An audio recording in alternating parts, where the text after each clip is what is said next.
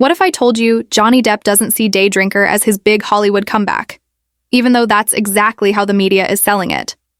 It sounds surprising, right? After everything Johnny has been through, the public legal battles, the media storm, the very public fallout, and losing those iconic roles that once defined him, you'd expect that he'd be over the moon to see his name back on movie posters, hailed as a triumphant return. But, as with many things in Johnny Depp's life, it's not that simple. Have you ever been in a situation where people are cheering you on, but deep down, you feel like they're completely missing the point? Like everyone's focused on one thing, but your reality is something totally different? That's exactly the vibe Johnny seems to be sending out right now. While headlines scream comeback, Johnny's quietly shaking his head, probably thinking, you guys still don't get it, do you? It's like watching a celebration for something you never intended to celebrate. This video is about peeling back the layers on Daydrinker, the film that the world is calling Johnny Depp's comeback vehicle. We'll explore what this movie really means to him, why the label comeback doesn't sit right with him, and how this role fits into a much deeper, more personal journey he's been quietly navigating outside of Hollywood's relentless spotlight. Trust me, there's a twist here that flips the usual return to fame narrative on its head, and it's well worth sticking around for. So, why is everyone rushing to call Daydrinker Johnny Depp's comeback? The answer lies in what happened over the past few years. After his highly publicized and painful legal battle with Amber Heard, Johnny found himself virtually blacklisted from major Hollywood productions. Studios were hesitant to touch projects involving him, fearing public backlash and controversy. Fans became divided. Some stood by him fiercely, others distanced themselves.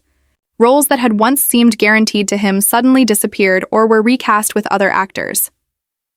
In that environment, the announcement that Johnny would star in a gritty psychological thriller directed by the filmmaker behind Snow White and The Huntsman sent waves through Hollywood. Fans immediately labeled it a redemption moment. The media, hungry for a comeback story, slapped headlines all over it. Johnny Depp returns, the comeback of the decade. The industry's narrative machine kicked into full gear, packaging Daydrinker as the glorious phoenix rising from the ashes. But here's the thing. Johnny Depp isn't playing that game anymore. From his perspective, he never really left. During those so-called down years when he wasn't front and center in big-budget blockbusters, he was far from idle. He toured extensively with his rock band, Hollywood Vampires, entertaining fans across the globe. He poured his creativity into painting, producing stunning portraits and artwork that reveal a deeply personal side rarely seen by the public. And he didn't vanish from acting entirely. He took on roles in smaller, non-Hollywood productions like the French biopic Jean Dubarry. In countless interviews, Johnny has been clear. He's not chasing a comeback. He's choosing projects that speak to him on a deeper level, rather than ones designed solely to boost his public image or to reclaim the spotlight.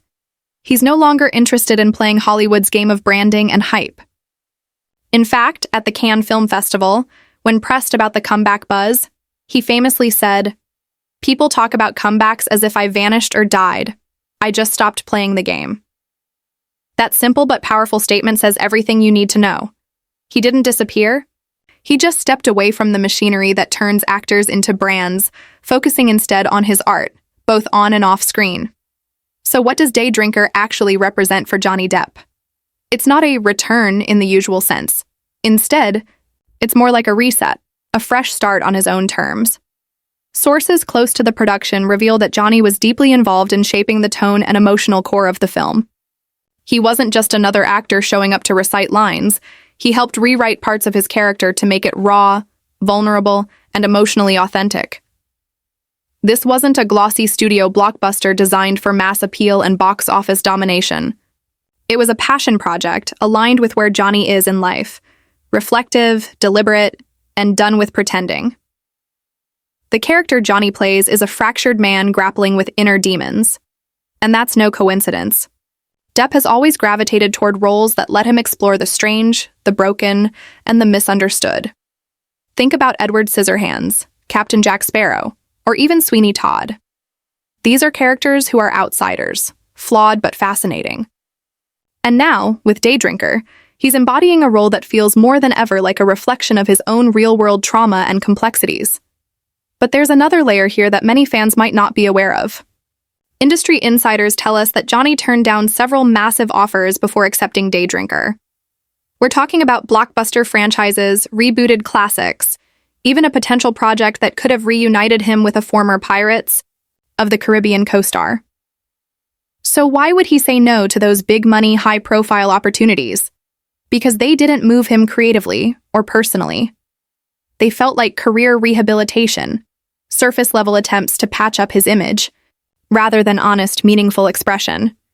Film critic Marcia Delton put it well when she said, "Depp isn't chasing roles. He's curating them. If Daydrinker makes noise, it's because it earned it, not because it was designed to be his comeback." And that's the key difference. Johnny isn't scrambling to climb back into Hollywood's good graces. He's walking a path of his own choosing. If Hollywood happens to catch up, that's just a bonus. Here's a fun and surprising fact you might not have heard. Johnny originally didn't want any publicity around Daydrinker at all. No press tours. No media blitz. He hoped that audiences would discover the film organically, without all the comeback hype overshadowing the story. Think about that for a second. An A-list Hollywood star actively trying to stay under the radar? It's almost unheard of, but that's Johnny Depp in a nutshell. He's never cared about the spotlight. He's always cared about the craft. Some fans even believe Johnny is quietly building his own version of Hollywood, through music, art, and film projects that genuinely mean something to him, rather than chasing blockbuster status or franchise fame. He doesn't need to be Spider-Man's dad or a Marvel villain to prove his worth. He's living proof that reinvention doesn't have to come with glitz and glamour. Sometimes it comes with silence, grit, and a well-timed indie film that punches you right in the heart. To understand this fully, you have to look at Johnny's career as a whole, not just the recent headlines. He's always been an artist first, someone who values authenticity over popularity. Early in his career, he broke the mold by turning down typical Hollywood roles in favor of quirky, unusual characters. His work with Tim Burton, for example, reflects a shared vision of celebrating the weird and the wonderful. Depp isn't your typical leading man. He's a chameleon who disappears into roles that challenge him and unsettle audiences in a good way. This refusal to conform is why the E.G. industry's comeback narrative feels so off to him, because it reduces decades of complex work and personal growth into a simple rise, fall, rise story. Johnny is so much more than a headline. He's an evolving artist who refuses to be boxed in by public expectations. You can see this reflected in his personal life too. Despite the intense media scrutiny and the highly publicized legal battles, Johnny has managed to stay grounded by focusing on what truly matters to him: family, art, and meaningful connections. His relationships with friends, his passion for music, and his dedication to painting have all become pillars that keep him steady amidst the chaos. And here's where Daydrinker fits perfectly. This film isn't about reclaiming fame, it's about reclaiming voice and integrity. Johnny's character, a man wrestling with his own dark past and inner turmoil, resonates deeply because it mirrors Johnny's own journey of confronting pain and healing. It's a narrative that refuses to gloss over flaws or pretend everything is perfect. It's raw, honest, and unapologetically human, much like Johnny himself. For fans who've followed his story, Daydrinker is a bittersweet reminder that the path to true artistic fulfillment isn't always paved with awards and blockbuster success. Sometimes it's about taking risks, saying no to easy money, and embracing projects that challenge the soul. And while Hollywood might still be figuring out how to handle this new chapter in Johnny's life, it's clear that he's writing his own script. The man who once captivated audiences as Captain Jack Sparrow now captivates us differently, not through spectacle, but through sincerity. So now I want to hear from you. What do you think? Is the media missing the mark by calling Daydrinker Johnny Depp's comeback? Or is this film really just another powerful chapter in his ongoing personal and artistic evolution?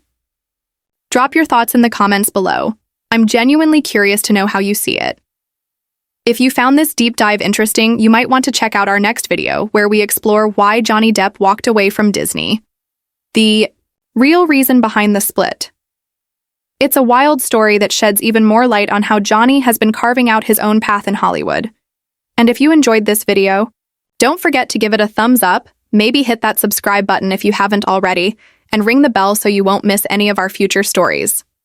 Your support really means a lot. Thanks so much for sticking around until the end. You're the real MVP. I'll catch you in the next one.